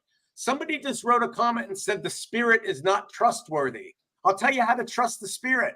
Does it lead you to love? Selflessly, sacrificially, and with long suffering? Does it lead a person to do that? If it does, your interpretation of that writing is correct. If it leads to you taking extra wives because it's in the Bible, it's wrong. But that's the part of the Bible that's an error, Shawn. You see, you're basing it all on the wrong part of the Bible, the part that's mistaken. Can I ask you a question? Listen, This is a quote. Let me answer your question. Oh, go ahead, please. In terms of all the books that have been debated and Luther not wanting them and all those and all the stuff, I don't care. I don't live by that book. I live by the Spirit. I use the book to help me understand principles. It's not word perfect. Okay. So this is a quote not from the Bible, but from Ralph Waldo Emerson. Ooh. And some of the things that you were saying on your show that I listened to reminded me of this quote. That's what made me think of this quote. So here's the quote, and I want to get your take on it. And yours too, Bill. Our life is an apprenticeship to the truth that around every circle, another can be drawn. I'll repeat it. We all know that any circle, you can always draw another circle around it. And he says, our life is an apprenticeship to the truth that around every circle, another can be drawn. What do you make of that? Does that resonate with you at all? Bill? I would, again, I don't know if I'm right, but what comes to mind is that we can be more loving and more inclusive. We can be more understanding. Whatever you think the box is that God fits in, it's always bigger than the box you think. And it really is all expansive. And I do agree with Shawn. The only time I draw a line on how autonomous or individual one is allowed to be is when one causes harm. So, I go, well, if somebody's not hurting anybody, they should be allowed to be all of themselves. But the moment that they want to hurt little children, they don't get to go, well, I'm predisposed to do this thing. That makes no sense. You are hurting a child. You're breaking what I would consider very righteous principles of something called consent. And those people have to have blockades and barriers and distances placed between them and the vulnerable. But outside of harm, we ought to see way bigger than the box we think or the circle that we think God fits in, because he's not that small. And that slippery slope of not causing harm just opens us up to every definition from every lunatic down to every reasonable mind. So it's an impossible thing. I'm going to answer your question by showing you my tattoos mean something to me. That people ask me all the time, what does it mean? And I say, it means a donut. But what it really means is God is over it all. You're right. Concentric circles out, concentric circles in. I don't think we know anything about him. I don't. I'm not dogmatic about doctrine. I don't believe in it. I believe in placing a faith of your own free will and choosing to love. Why? Because it's helped me subjectively. I don't judge anybody else who doesn't. That's it. I really do believe it. Anyone who knows me will affirm that.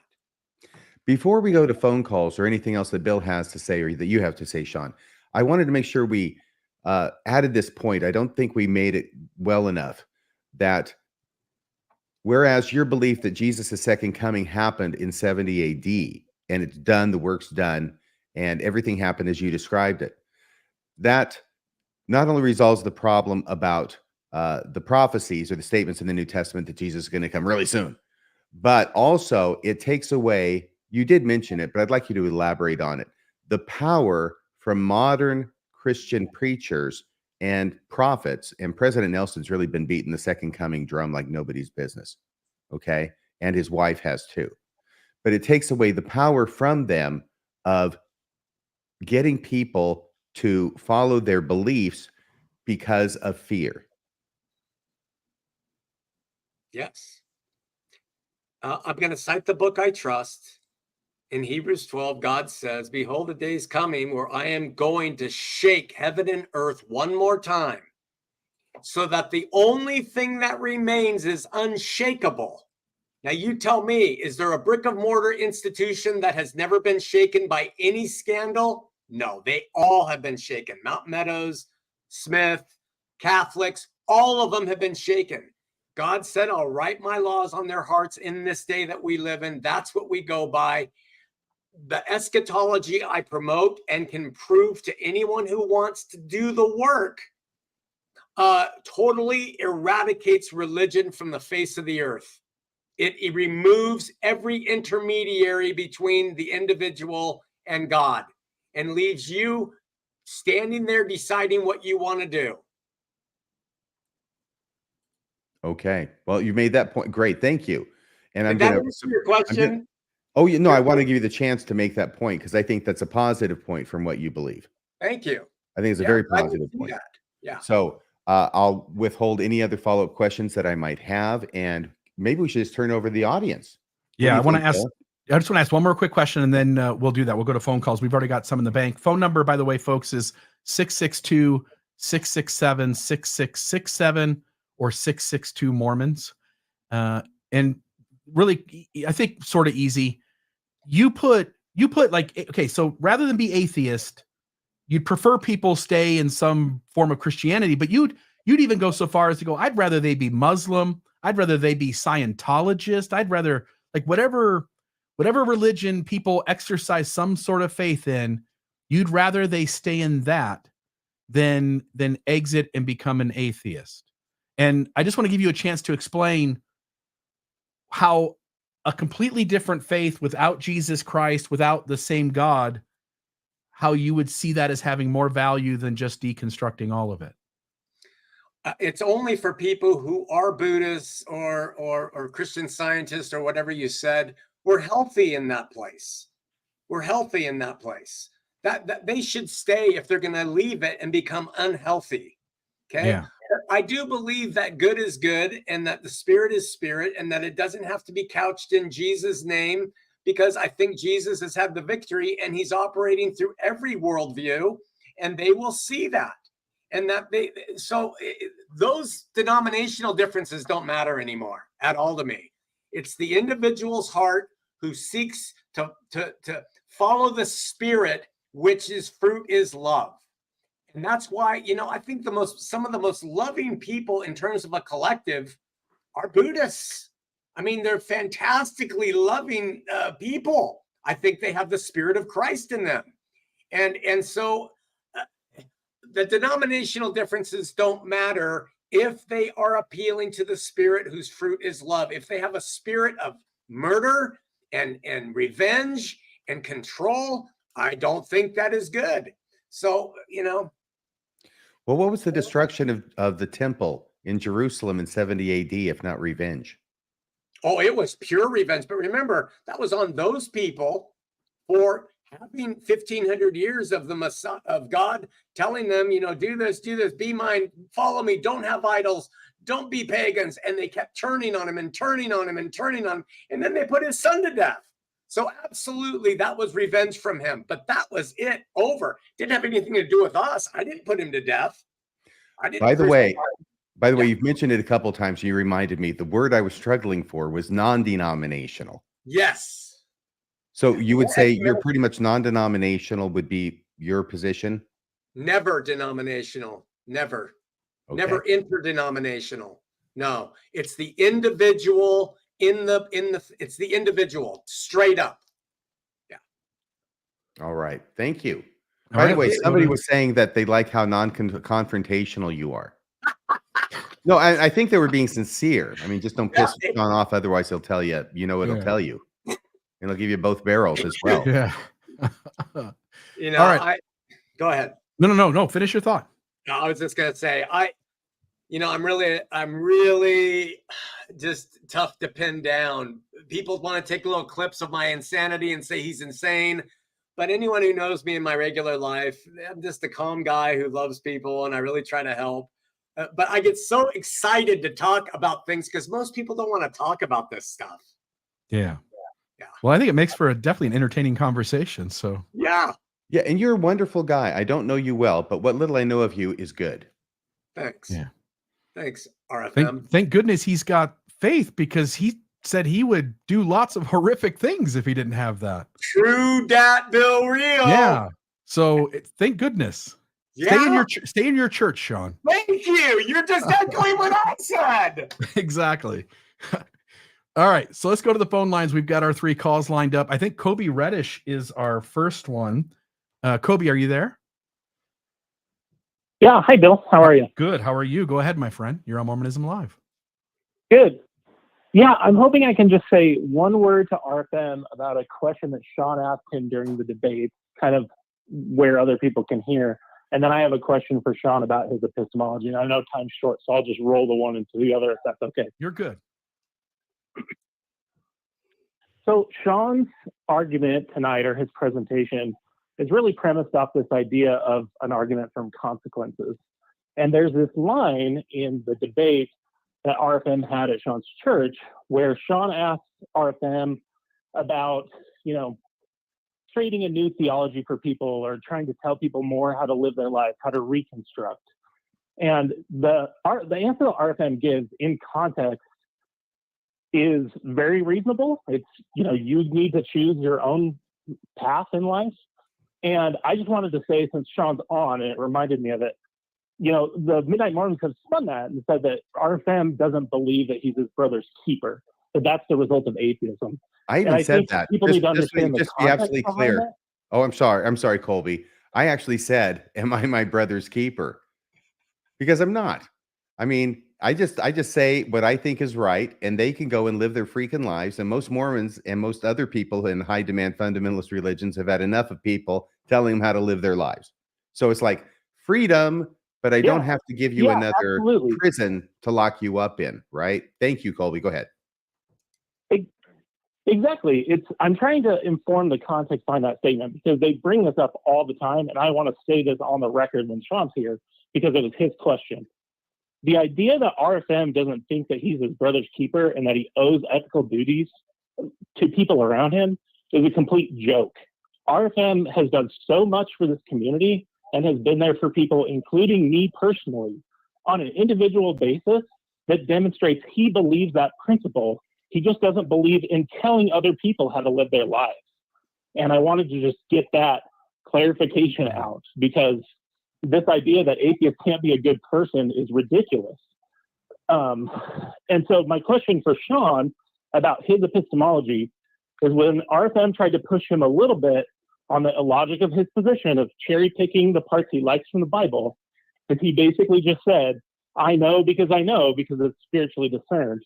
And it reminded me of this experience we had with my son when he was 3. And he would tell us that he had 2 different sections in his stomach so that he didn't have to finish his dinner for treats. One for dinner and one for treats. So that if he said he was full, he could still have room in his treat stomach. And my question for Shawn is, how is your epistemology any different than that? You're basically just claiming, I know because I know that I know that I know. And there are people like me who really care if these things are actually, in fact, true, because that's what I believed. So can you answer that for me? It sounds like really the case you're making is religion is useful. I don't know that anyone would contest that. I guess, Kolby, first I would say is I didn't side with Midnight Mormons on saying that I think that RFM is a terrible human being because he's not his brother's keeper or anything. I just think that, but I'm glad you said that about him. I think he's a wonderful guy too. And the other thing is I don't think atheists, I have no judgment of an atheist. In fact, I don't blame them. So, but to answer your question, how do I know what I know, and how is it any different than your son having 3 stomachs? What I would say is I was once a motherfucker that would hurt you, and that has been removed from me ever since I had an encounter with a metaphysical exchange on the road. And it's not just me saying it. You can talk to anybody who grew up with me. You can talk to my wife. You can talk to my children. It is a real change. So the only thing I'm claiming is that I have changed because of this knowing from my own subjective experience. I am not saying that you have to embrace it. Hang on a second. Okay. Can I pause you for a second? So do you accept that people can change their life based on false things, on false beliefs? Sure. then the piece of evidence you just gave has nothing to do with the truth of the proposition. I'm asking, Okay. can you give me a real separation where it isn't just I have a separate stomach? Because that's what it sounds like. Okay, see, the problem, Kolby, is that you want me to give you a truth that will stand, and I don't live by those things. I live by faith. You have to understand religion is based on faith. It's the acquiescence to something. It's a choice. It is not a proof. So I can't give you anything that will say this proves my position true. All I can give you is what I have subjectively. So is it fair to Well, go ahead. So would it be fair to say then that you're just admitting you have two different stomachs in this analogy, epistemologically? Sure. You're just saying, I know something different, and I can't even tell you how I know it really. I just do. That's really the position. Yeah, it's kind of my position because I can't give you anything that's going to say, hey, look, this is true. You need to receive it, Kolby. That's what religion does. I've had the individual experience. Why do you get to say it's not real when everybody in my life has seen a change that is really remarkable in his hands? So I can flip it back on you, but I'm not gonna. Well, I think I agree with Bill that everyone's really glad that you stay in religion and that you find meaning in it. My question though is like, you see that because it's wise. It's a wise thing to believe that, Kolby. That's smart of you. Shawn, let me say something here, which is, it was my leaving religion in realizing that the constructs I was given actually wasn't the healthiest way to live. And I got real accountable with myself that led to lots of positive changes in how I showed up and treated the world. And hence, it was the lack of faith that caused the change in me. And I think what Kolby's pointing at is that there can be lots of different catalysts for change. Sometimes beliefs hold us back. Sometimes a lack of losing our beliefs or a lack of beliefs holds us back, and vice versa. Sometimes those are the things that help us. And hence, maybe it's not the belief in and of itself being true. As Kolby said, it's just the usefulness of how you are impacted by whether it's a belief or whether it is realizing that maybe this is the only life you have and everything else hasn't worked before, and checklist didn't work and religion didn't work when I tried other ones that didn't have checklists. It was me going like, I'm just going to be really accountable. I don't like my shadows. I don't like my unhealthiness. And I started to make changes. I think maybe we could grant that all people are different and some things work for some and some things work for others. And hence there isn't a better way or a worse way. There's better results and worse results. There's better changes and worse changes. And it really doesn't matter what the thing is that changes them. And I have to grant you that the right to believe that and accept it. And maybe that is absolutely true for you. But really, you just affirmed what I've been trying to say. My thing is subjective. It's to me. I can't prove it to anybody else. And Kolby, I hope you hear that. And how do you know your son doesn't have 3 stomachs? Kolby, well, go ahead. I think that's the difference between us, Shawn. And sorry, Bill, but I'll be done. I think that's the difference between Shawn. So I don't ask myself, why shouldn't I believe something? That's the way you just said it. Is how do I know my son doesn't have 3 stomachs? I don't, but I'm not required to prove that. My son can establish he has 3 stomachs if he does. Just like if someone really did have a way to actually give me evidence that goes directly to the truth of any theistic claim, they would be able to give me a good reason and not just tell me they have a second stomach over and over and over again. Yeah. Okay, Kolby, I respect your belief system. Go with it. Be enlightened. Have your view. It's okay. You may be right. I may be wrong. I walk by faith. I don't walk by knowing. All I can know is what's happened in my life. And I'm just reiterating that. Thank you, Kolby. Okay, Shawn, quick follow-up before we go to the next call. Shawn, do you ever feel uncomfortable with how much you sort of sound like a Mormon bearing their testimony? Yeah, I'm not uncomfortable with it because we don't want to rehash my whole history, but I mean, the history, if you go into it with confirmed psychopathy and sociopathy and all the things that I went through when I was younger, I mean, all I can say is like the blind man. I don't know. All I know is I was blinded. Now I see. What else can I say to your audience? There's nothing I can say. If you don't want to hear that and you think there's better things, fine. And I keep reiterating this, but it's like people who don't like faith don't seem to hear it. They seem to hear something different from me. I'm just bearing witness of what happened to me. Mormons, they do what Christians do too. They borrowed it from them. Everybody bears witness. Commercials bear witness of the product changing their life. That's all I'm doing. Yeah. All right. Next call. What's the name, caller? Oh, I'm sorry, Bill. I didn't put my name in. This is Ted. Okay, Ted, go ahead, my friend. Yes, sir. Well, first of all, I just wanted to comment on your shirt, Bill. Like, I love that shirt. Thank you.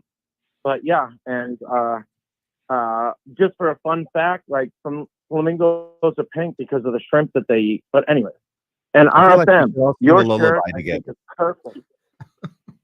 Baby mine, don't you cry. Let's sing a lullaby to Bill in the flamingo pajamas. Okay. Go ahead, Ted. Okay. All right, RFM. Your shirt, I think, is perfect for this show because Ghost Rider was given his power by the devil, and he tried to use it for good. I think the Mormon Church is given their power supposedly by God, and I don't think they use it for good all the time. But anyway, I just wanted to say a couple things.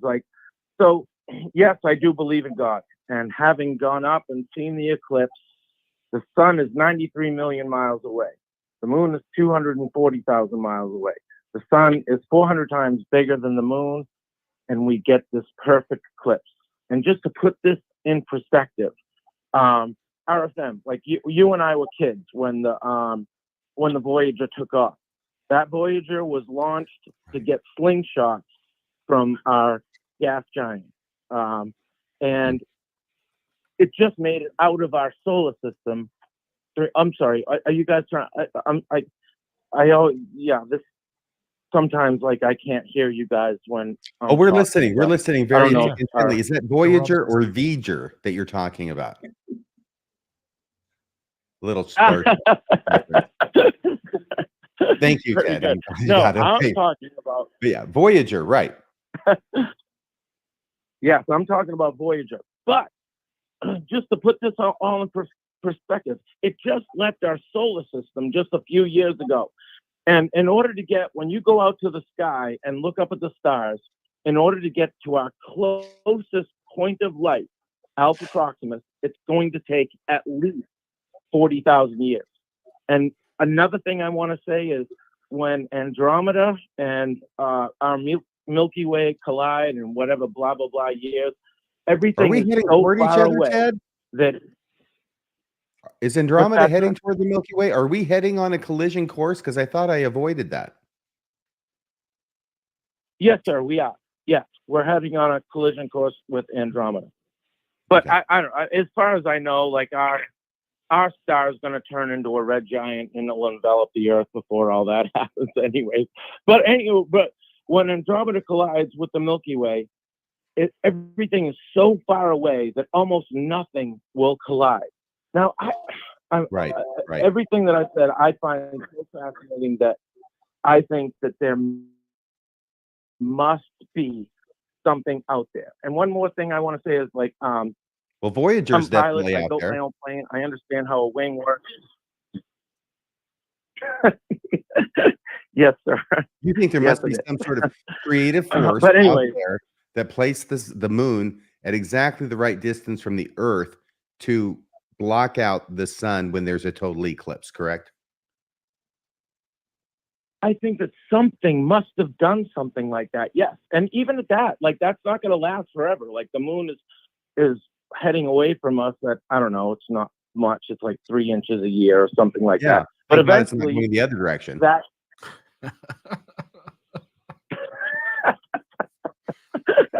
Okay. RFM. I'm trying to be serious, RFM. I'm sorry. I am too. This is my But serious face. Go ahead. But yes. So listening to Shawn, like, I really don't.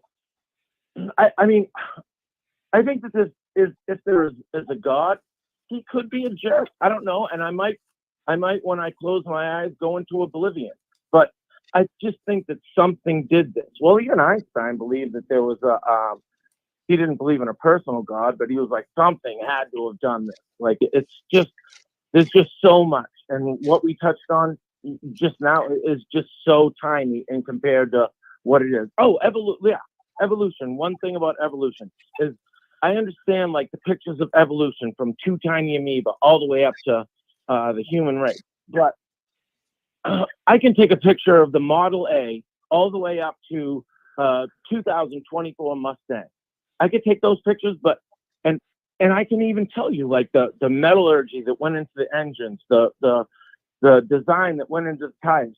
Nobody's ever going to say it happened by accident, but they can look at us like, why don't I have a horn? Like, everything that is out there, like from a spider to a snake, regardless of whether you think it's ugly or not, like, it's still perfect in its design. A stupid ant that climbs up the wall, like, how does it climb up a wall? I just think that something did that. And we can't even build those things today to a stupid gnat. Like, build a gnat, like, and try to have that fly. It's just impossible. You So, do have general anyway, authorities that can to resurrect comment- dead gnats, though. Yes.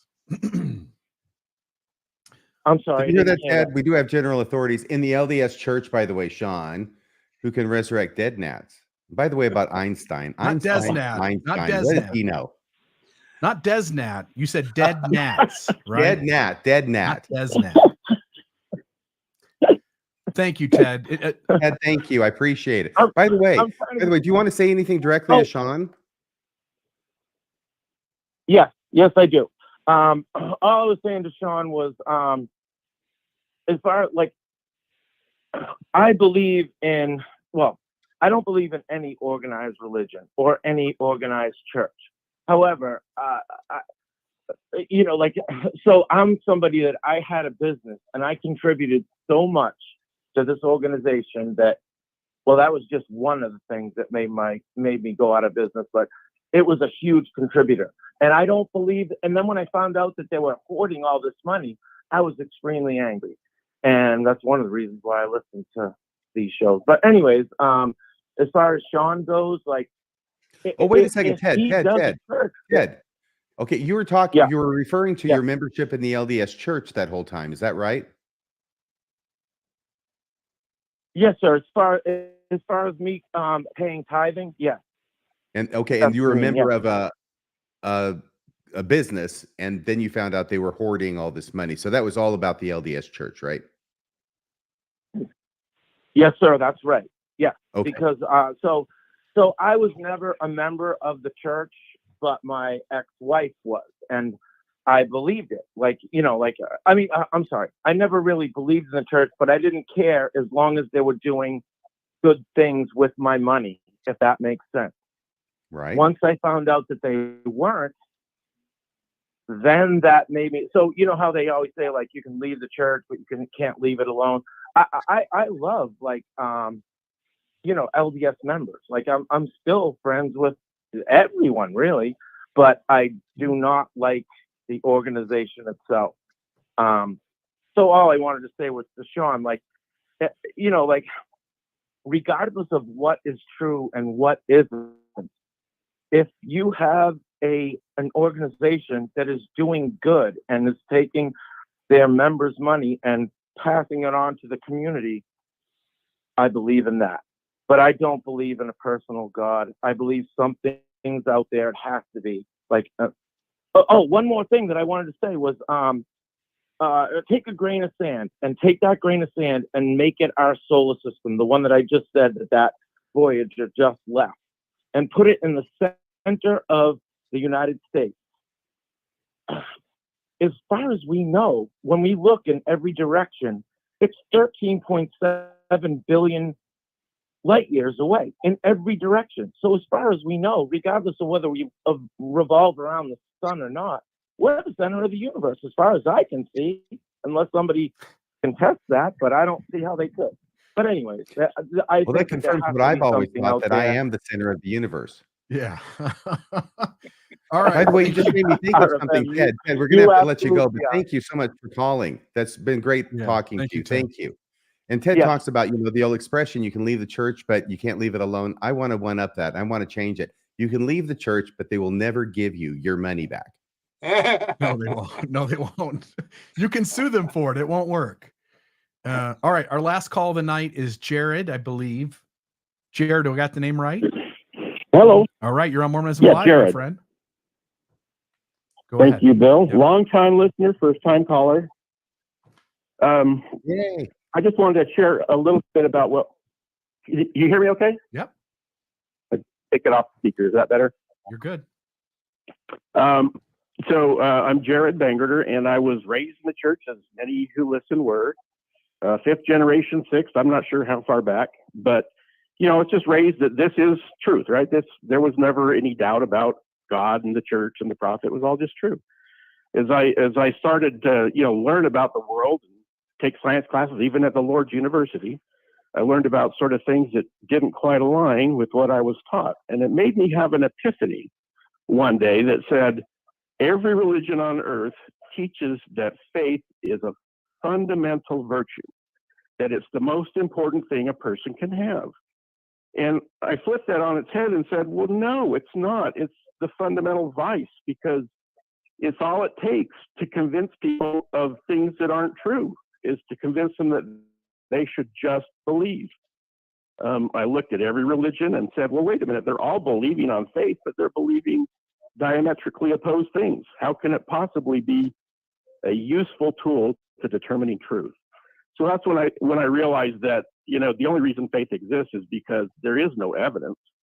And when there is no evidence, you don't really have any other way to back it up other than to say it's, faith. So I challenge the idea that your life is better living by faith than it is without faith, and looking at rational thought and scientific explanations for the world.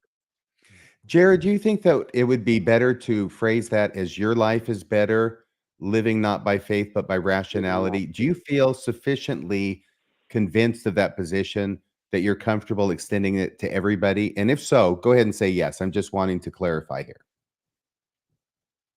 Well, I'm not sure. I'm not saying everybody is ready to give up. I'm sorry. I'm not saying that people are ready to give up on what they've been trained to believe, and it's become such a part of their life. It's probably hard. I think about my own siblings. I'm getting up there. I'm right in your same age category, RFM. I'm 62, Hey. and You're 52? Like at this point in their life, are they going to walk away? Jared, I'm sorry. Did you say you're 52? 62. 62, right? No, I'm 62. 62. Okay. 62. I thought you were saying 52, and then I was going to be flattered. No. Sorry about that. I'm based in reality. Oh man. I don't think it's necessarily going to make everybody happier. It sort of depends where you are in your life. Like I said, my siblings, this is where they get all of their camaraderie, right? This is their community at this point.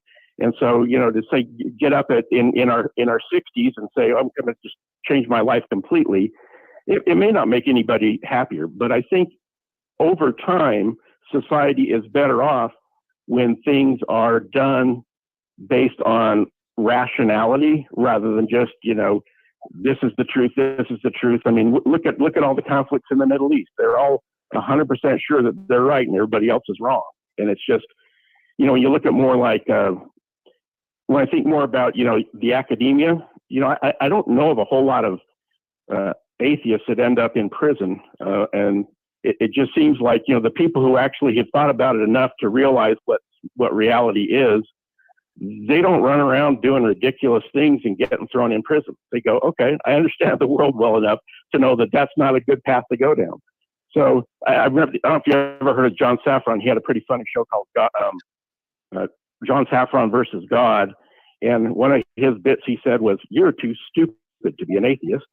And of course, that's not true. But I don't think people who believe in God are stupid at all. But it is hard to sit back and understand all of the scientific theories. There's nothing I don't understand at all. There's a lot to it. But I do understand enough to know that it's probably a better explanation for what I'm seeing than the other.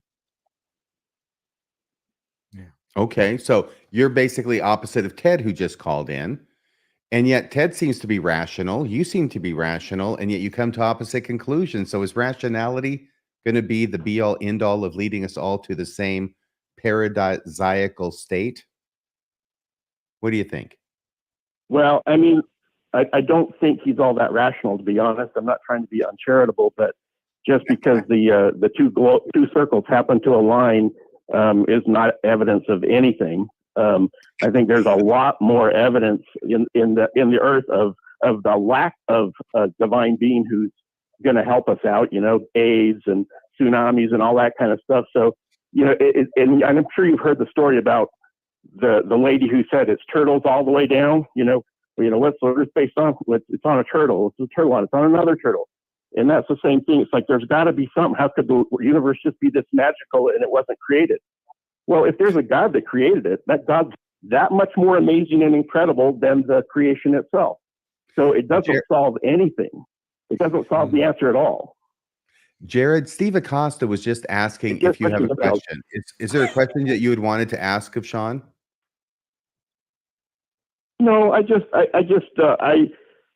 get where he's coming from. I've had friends who had really rough starts in life, and they were off doing whatever they wanted, drugs and all that kind of stuff in prison.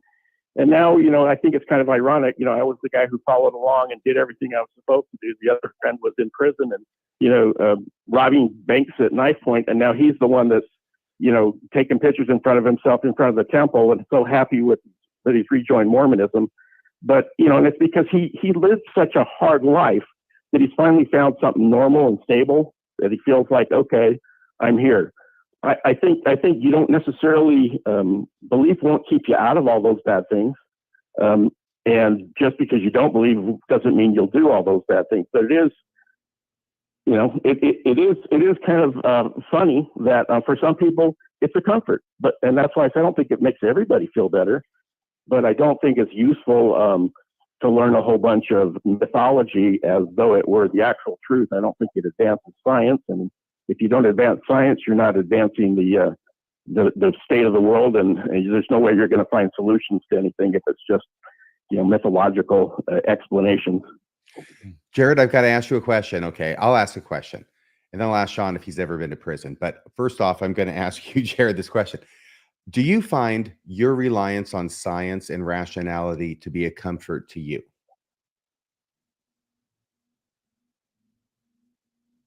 I guess it helps me understand what I'm looking at, right? So I'll give you a good example. I could never reconcile a loving God with the kind of prey and predation in the world, right? That said, the only way a lion's ever going to survive is by hunting and killing. I assume there's pain involved. That's hard to prove on other life forms, but I can't imagine why there wouldn't be pain involved. I'm going to take that for granted. That if a lion attacks me and eats me alive, it's going to be painful. Oh, you for sure. For sure, it's going to hurt you. I just don't know if it hurts everything. You hear people say, "Well, fish don't feel pain, so it's okay if you whack them on the head." I assume that I think other life forms do in fact feel pain, and so the whole, there's this theory of back in the Garden of Eden, the lambs and the lions lay down together. No, I'm sorry, a lion never ate grass. That's just not the physiology. So I kind of look at the design and say, is this consistent? So when I think about evolution, it doesn't care. It's completely amoral. The only thing that makes evolution work is that set of genes survive.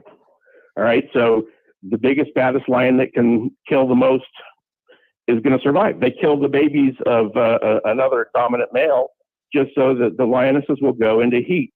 So that they probably don't even know why they're doing it, but it's been a successful strategy, so it gets perpetuated. So I don't have to say, well, I'm really angry at evolution because it came up with this design. There's not a will behind it. It's just what pragmatically led to the survival of that set of genes.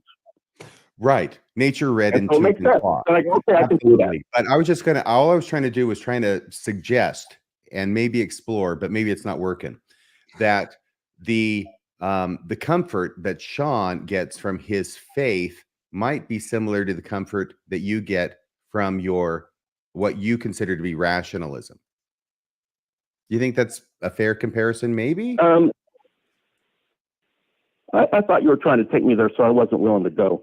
Thought I'd bring you back and corral you. I don't think it's a substitute for. No, I don't think it's a substitute for faith in any way. It's yeah, we all have a bias, right? Once we've made up our minds, we're going to run around and look for things to back up where our position is. That's human nature. I try to not do that. I mean, that's not how I started, right? I started from the I believe it perspective, and just came to the point where it just didn't match. So, yeah, Jared, I've got a great question for you. I find it interesting to hear it. Yeah. I've got a great question for you to ask Shawn. Okay. Why don't you ask Shawn? He knows you're telling me, right? He knows you're telling me. He's right there. Yeah, he's listening. He's still in his bedroom at the Motel 6. So why don't you could you ask Shawn, okay, you had just said that you feel like you have an open mind and that you try and find out the truth and you're not locked into any position just because it's what you currently believe, correct? That's a yes true. Or no? Yes. Could you ask Shawn if he That's thinks... True. Yes. Could you ask Shawn if he feels the same way about his own situation? That he... look, I'll just ask Shawn for you. Shawn, do you feel like you're any different from Jared in that he feels like his mind is open to other things and he's continually open to things? He has opinions about things based on what he has learned and what he understands, but that he's open to changing that if new information comes along. Do you feel the same way, Shawn? Absolutely. Constantly. That's why I was LDS and I was an evangelical, and now I stand where I stand, and I am always changing in what I think and what I perceive, and hopefully I'm changing in ways of maturity and love. Yeah. And I will tell you that with Shawn, I mean, the proof's in the pudding. He has not stayed static at all. No. He has changed positions. Some people fault him for that, by the way. I commend him for that, because I think that gives him I think that's evidence that actually when he says that's a real thing for him. I mean, everybody always says that, right? Nobody says, no, my mind's closed and I'm not going to change my mind no matter what evidence you show me. Even if that's the way they really are. They're never going to say that, right? Believe me, I've been through enough jury selections. Nobody's ever going to say that. But I think that Shawn has changed so much. I mean, he's gone from bashing Mormonism to now he's defending Joseph Smith's polygamy and boinking little kids and other men's lives. I've never seen a bigger change than that in anybody. So I think that he definitely does change according to new information that he perceives. And I think that's just to be commended. Thank you, RFM. I'm the bridge builder. You are really great. I'm bringing Shawn and Jared together. Thank you.